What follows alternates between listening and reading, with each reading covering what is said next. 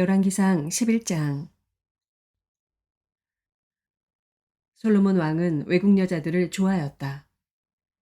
이집트의 바로의 딸 말고도 모압 사람과 암몬 사람과 에돔 사람과 시돈 사람과 헷 사람에게서 많은 외국 여자를 후궁으로 맞아들였다.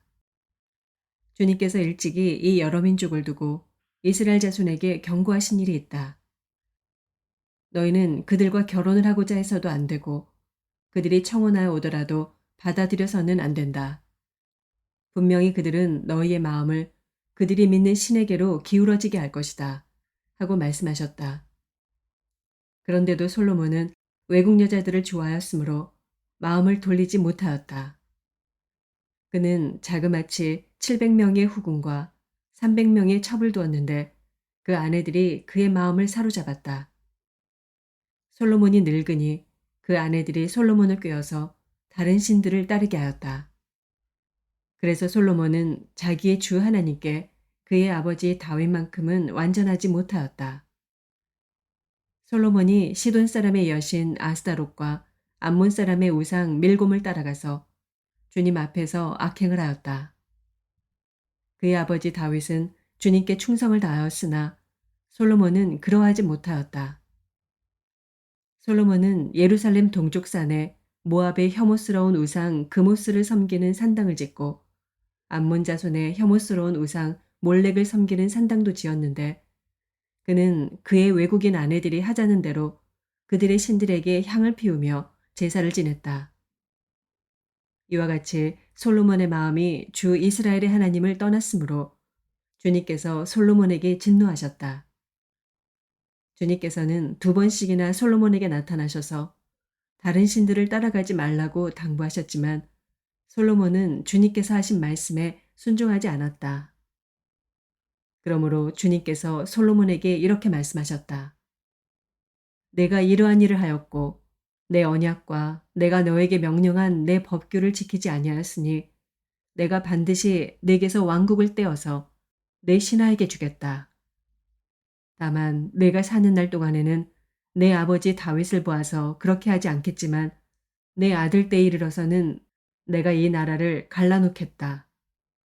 그러나 이 나라를 갈라서 다 남에게 내주지는 않고 나의 종 다윗과 내가 선택한 예루살렘을 생각해서 한 지파만은 내 아들에게 주겠다. 이렇게 해서 주님께서는 에돔 출신으로 에돔에 살고 있는 왕손 하닷을 일으키셔서 솔로몬의 대적이 되게 하셨다. 전에 다윗이 에돔에 있을 때 군사령관 요압 장군이 살해당한 사람들을 묻으려고 그곳으로 내려갔다가 에돔에 있는 모든 남자를 다 쳐 죽인 일이 있다. 요압은 온 이스라엘 사람과 함께 에돔에 있는 모든 남자를 다 진멸할 때까지 6달 동안 거기에 머물러 있었다. 그러나 하닷은 자기 아버지의 신하이던 에돔 사람들을 데리고서 이집트로 도망하였다. 그때의 하닷은 아직 어린 소년이었다.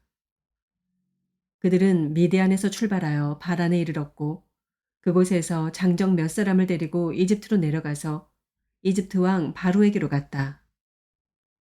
이집트 왕 바로는 그에게 집과 얼마만큼의 음식을 내주고 땅도 주었다. 하닷이 바로의 눈에 들었으므로 바로는 자기의 처제 곧 다브네스 왕비의 동생과 하닷을 결혼하게 하였다. 다브네스의 동생은 아들 그브낫을 낳았는데 다브네스는 그를 바로의 궁 안에서 양육하였으므로 그누밧은 바로의 궁에서 바로의 아들들과 함께 자랐다.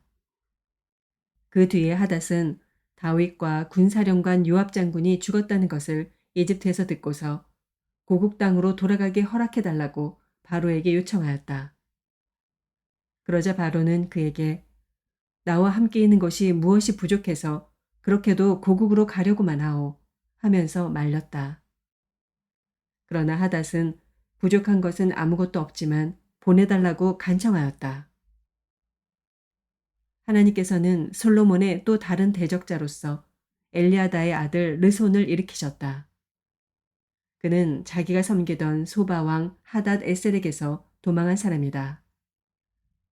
다윗이 소바 사람들을 죽일 때 그는 사람들을 모으고 그 모은 무리의 두목이 되어서 다마스쿠스로 가서 살다가 마침내 다마스쿠스를 다스리는 왕이 되었다. 르손은 솔로몬의 일생 동안에 이스라엘의 대적자가 되었다.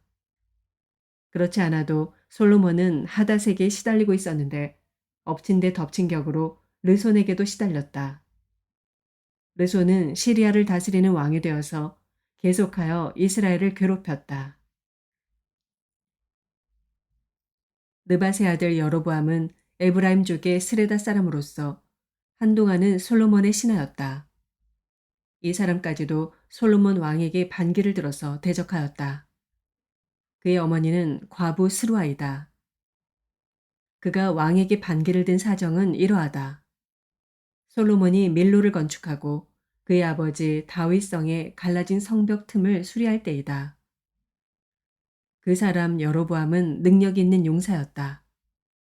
솔로몬은 이 젊은이가 일 처리하는 것을 보고는 그에게 요셉 가문의 부역을 감독하게 하였다. 그 무렵에 여로보암이 예루살렘에서 나오다가 길에서 실로의 아이야 예언자와 마주쳤다. 아이야는 새 옷을 걸치고 있었고 들에는 그들 둘만 있었는데 아이야는 그가 입고 있는 새 옷을 찢어서 12조각을 내고 여로보암에게 말하였다. 10조각은 그대가 가지십시오. 주 이스라엘의 하나님께서 그대에게 이렇게 말씀하셨습니다.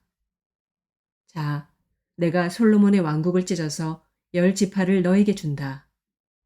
그리고 한 지파는 내 종 다윗을 생각해서 그리고 이스라엘의 모든 지파 가운데서 내가 선택한 성읍 예루살렘을 생각해서 솔로몬이 다스리도록 그대로 남겨둔다. 솔로몬은 나를 버리고 시돈 사람의 여신인 아스다롯과 모압의 신 그모스와 암몬 자손의 신 밀곰에게 절하며 그의 아버지 다윗과는 달리 내 앞에서 바르게 살지도 않고 법도와 율례를 지키지도 않았지만 내가 택한 나의 종 다윗이 내 명령과 법규를 지킨 것을 생각해서 솔로몬이 살아있는 동안에는 그 온 왕국을 그의 손에서 빼앗지 아니하고 그가 계속해서 통치하도록 할 것이다. 그렇지만 그의 아들 때에 가서는 내가 그 나라를 빼앗아서 그 가운데서 10지파를 너에게 주고 한 지파는 솔로몬의 아들에게 주어서 다스리게 할 것이다. 그러면 그가 내 이름을 기리도록 내가 선택한 도성 예루살렘에서 다스릴 것이고 내 종 다윗에게 준 불씨가 꺼지지 않을 것이다. 여로보암아, 내가 너를 이스라엘의 왕으로 삼겠다. 너는 내가 원하는 모든 지역을 다스릴 것이다. 내가 나의 종 다윗이 한 것과 같이 내가 명령한 모든 것을 따르고 내가 가르친 대로 살며 내 율례와 명령을 지켜서 내가 보는 앞에서 바르게 살면 내가 너와 함께 있을 것이며 내가 다윗 왕조를 견고하게 세운 것 같이 내 왕조도 견고하게 세워서 이스라엘을 너에게 맡기겠다. 솔로몬이 지은 죄 때문에 내가 다윗 자손에게 이러한 형벌을 줄 것이지만 항상 그러하지는 않을 것이다. 솔로몬이 여로보암을 죽이려고 하니 여로보암은 일어나서 이집트 왕 시삭에게로 도망하여 솔로몬이 죽을 때까지 이집트에 머물러 있었다. 솔로몬의 나머지 행적과 그가 한 모든 일과 그의 지혜는 모두 솔로몬 왕의 실록에 기록되어 있다. 솔로몬은 예루살렘에서 40년 동안 온 이스라엘을 다스렸다. 솔로몬은 죽어서 그의 아버지 다윗의 성에 묻혔다. 그의 아들 르호보암이 그의 뒤를 이어 왕이 되었다.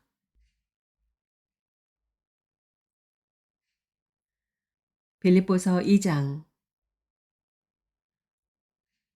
그러므로 그리스도 안에서 여러분에게 무슨 격려나 사랑의 무슨 위로나 성령의 무슨 교제나 무슨 동정심과 자비가 있거든 여러분은 같은 생각을 품고 같은 사랑을 가지고 뜻을 합하여 한 마음이 되어서 내 기쁨이 넘치게 해주십시오. 무슨 일을 하든지 경쟁심이나 허영으로 하지 말고 겸손한 마음으로 하고 자기보다 서로 남을 낮게 여기십시오. 또한 여러분은 자기 일만 돌보지 말고 서로 다른 사람들의 일도 돌보아 주십시오. 여러분 안에 이 마음을 품으십시오. 그것은 곧 그리스도 예수의 마음이기도 합니다. 그는 하나님의 모습을 지니셨으나 하나님과 동등함을 당연하게 생각하지 않으시고 오히려 자기를 비워서 종의 모습을 취하시고 사람과 같이 되셨습니다. 그는 사람의 모양으로 나타나셔서 자기를 낮추시고 죽기까지 순종하셨으니 곧 십자가에 죽기까지 하셨습니다. 그러므로 하나님께서는 그를 지극히 높이시고 모든 이름 위에 뛰어난 이름을 그에게 주셨습니다. 그리하여 하늘과 땅 위와 땅 아래에 있는 모든 것들이 예수의 이름 앞에 무릎을 꿇고 모두가 예수 그리스도는 주님이시라고 고백하여 하나님 아버지께 영광을 돌리게 하셨습니다.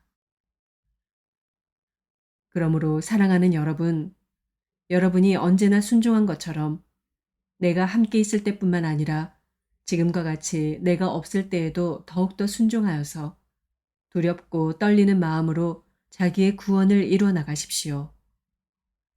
하나님은 여러분 안에서 활동하셔서 여러분으로 하여금 하나님을 기쁘게 해드릴 것을 염원하게 하시고 실천하게 하시는 분입니다. 무슨 일이든지 불평과 시비를 하지 말고 하십시오. 그리하여 여러분은 흠이 없고 순결해져서 구부러지고 뒤틀린 세대 가운데서 하나님의 흠없는 자녀가 되어야 합니다.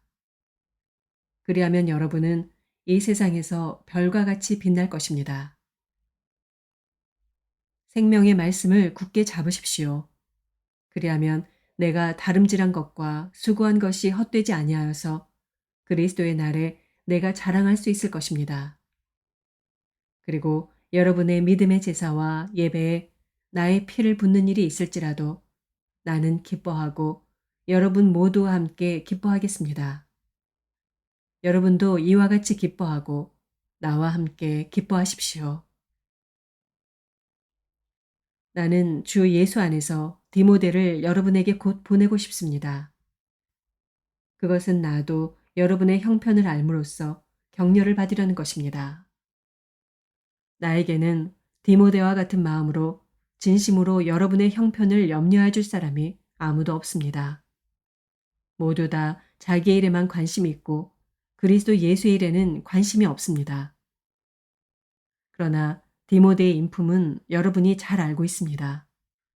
그는 자식이 아버지에게 하듯이 복음을 위하여 나와 함께 봉사하였습니다.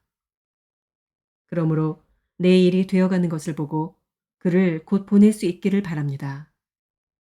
그리고 나도 곧 가게 되리라는 것을 주님 안에서 확신합니다. 그러나 나는 내 형제요, 동역자요, 전우요, 여러분의 사신이요, 내가 쓸 것을 공급한 일꾼인 에바브로디도를 여러분에게 보내어야 할 필요가 있다고 생각하였습니다. 그는 여러분 모두를 그리워하고 있을 뿐만 아니라 자기가 병을 앓았다는 소식을 여러분이 들었기 때문에 몹시 걱정하고 있었습니다. 사실 그는 병이 나서 죽을 뻔하였습니다. 그러나 하나님께서 그를 불쌍히 여기시고 그만이 아니라 나도 불쌍히 여기셔서 나에게 겹치는 근심이 생기지 않게 해주셨습니다. 그러므로 내가 더욱 서둘러서 그를 보냅니다. 그것은 여러분이 그를 다시 보고서 기뻐하게 하려는 것이며 나도 나의 근심을 덜려는 것입니다. 그러므로 여러분은 주 안에서 기쁜 마음으로 그를 영접하십시오. 또 그와 같은 이들을 존경하십시오. 그는 그리스도의 일로 거의 죽을 뻔하였고 나를 위해서 여러분이 다하지 못한 봉사를 채우려고 자기 목숨을 아끼지 않은 사람이기 때문입니다. 에스겔서 41장. 그런 다음에 그가 나를 데리고 성전으로 들어가서 벽을 재니 그 벽 두께가 양쪽이 각각 6자였다. 그 문의 통로는 너비가 10자이고 그 문의 통로 옆에 벽 너비는 양쪽이 각각 5자였다. 그가 성소를 재니 길이가 40자요 너비가 20자였다. 또 그가 지성소로 들어가서 문 통로에 벽을 재니 그 두께가 2자였다. 그 문의 통로는 너비가 6자이고 그 벽의 너비는 양쪽이 각각 7자였다. 그가 지성소의 내부를 재니 길이가 20자이고 너비도 20자였다. 그가 나에게 이곳이 지성소다 하고 일러주었다. 또 사람이 성전의 벽을 재니 두께가 6자였다. 성전에는 3면으로 돌아가며 방들이 있는데 너비가 각각 넉자였다. 그 겹방들은 방 위에 방이 있어서 3층을 이루고 있으며 층마다 방이 30개씩 있었다. 그런데 그 겹방들은 성전을 돌아가면서 성전의 벽에 부착되어 있어서 성전의 벽 자체를 파고 들어가지는 않았다. 그 둘러있는 겹방들은 그 층이 위로 올라갈수록 넓어졌다. 이 겹방의 건물이 성전의 주위로 올라가며 위층까지 건축되었다. 그래서 이 건물은 아래층에서 중간층을 거쳐 맨 위층으로 올라가게 되어 있었다. 내가 또 보니 성전의 둘레에 지대가 더 높이 솟아 있었는데 곧 겹방들의 기초의 높이였다. 그 높이는 한 장대인 6자였다. 겹방들의 외부에도 담이 있었는데 그 두께가 5자였다. 또 성전의 겹방들 밖에는 빈터가 있는데 그 너비는 20자이며 성전을 빙 돌아가는 뜰이었다. 그 겹방 건물의 문이 이 공간 쪽으로 났는데 하나는 북쪽으로 났고 또 하나는 남쪽으로 났다. 둘러있는 이 빈터의 너비는 5자였다. 또 성전의 서쪽 뜰 뒤로 건물이 있는데 그 너비가 70자였다. 그 건물의 벽은 사방으로 두께가 5자였다. 그 건물 자체의 길이는 90자였다. 그가 성전을 재는데 그 길이가 100자이고 서쪽 뜰과 건물과 그 양쪽 벽까지 합해서 또 길이가 100자였다. 성전의 정면 너비와 동쪽 뜰의 너비도 각각 100자였다. 그가 이어서 성전 뒷뜰 너머에 있는 건물을 그 양편의 다락까지 함께 재니 그 길이도 100자였다.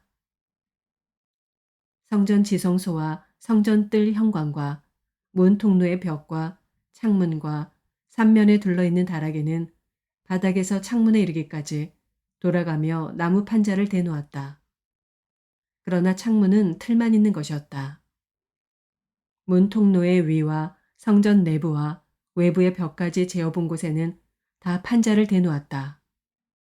그 판자에는 그룹과 종려나무들을 새겼는데 두 그룹 사이에 종려나무가 하나씩 있고 그룹마다 두 얼굴이 있었다.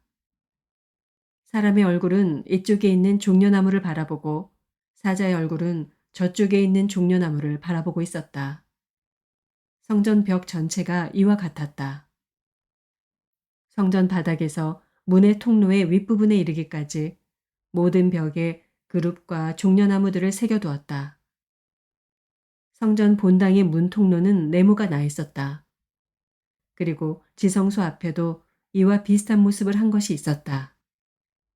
나무로 만든 제단이 있는데 그 높이는 10자요. 그 길이는 2자였다. 그 모퉁이와 그 받침대와 옆부분도 나무로 만든 것이었다. 그가 나에게 일러주었다. 이것이 주님 앞에 차려놓는 상이다. 성전 본당과 지성소 사이에는 문을 2번 열고 들어가야 하는 견문이 있었다. 문마다 좌우로 문짝이 둘이 있고 각 문짝에는 아래 위로 2개의 돌저기가 붙어 있었다. 4개의 문짝에는 모두 그룹들과 종려나무들이 새겨져 있어서 성전의 모든 벽에 새겨진 모습과 같았다. 성전 바깥의 정면에는 나무 디딤판이 있었다. 또 현관의 양쪽 벽에는 곳곳에 틀만 있는 창과 종려나무의 그림이 있고 성전의 겹방과 디딤판에도 모두 같은 장식이 되어 있었다. 시편 92편. 가장 높으신 하나님, 주님께 감사를 드리며 주님 이름을 노래하는 것이 좋습니다. 아침에 주님의 사랑을 알리며 밤마다 주님의 성실하심을 알리는 일이 좋습니다.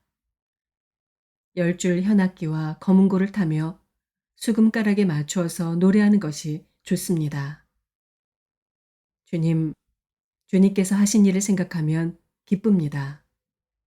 손수 이루신 업적을 기억하면서 환성을 올립니다. 주님, 주님께서 하신 일이 어찌 이렇게도 큽니까? 주님의 생각이 어찌 이다지도 깊습니까?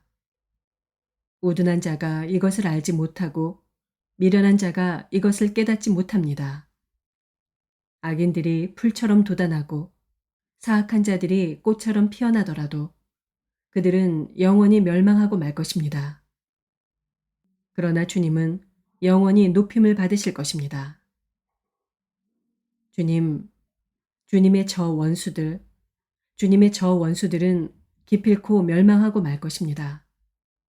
사악한 자들은 모두 흩어지고 말 것입니다. 그러나 주님은 나를 들소처럼 강하게 만드시고 신선한 기름을 부어 새롭게 하셨습니다.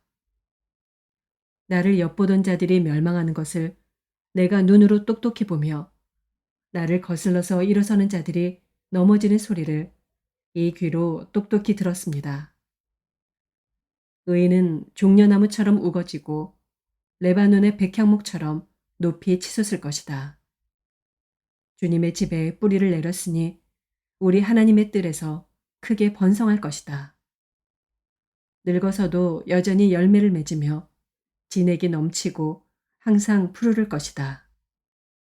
그리하여 주님의 올곧으심을 나타낼 것이다. 주님은 나의 반석이시요 그에게는 불의가 없으시다. 시편 93편. 주님이 다스리신다. 위엄을 갖추시고 능력의 허리띠를 띠시며 다스리신다. 그러므로 세계도 굳건히 서서 흔들리지 아니한다. 주님, 주님의 왕위는 예로부터 견고히 서 있었으며 주님은 영원전부터 계십니다. 주님, 강물이 소리를 지릅니다. 강물이 그 소리를 더욱 높이 지릅니다. 강물이 미친 듯이 날뛰며 소리를 높이 지릅니다. 큰 물소리보다 더 크시고 미친 듯이 날뛰는 물결보다 더 어미하신 주님, 높이 계신 주님은 더욱 어미하십니다. 주님의 증거는 견고하게 서 있으며 주님의 집은 영원히 거룩함으로 단장하고 있습니다. 아멘.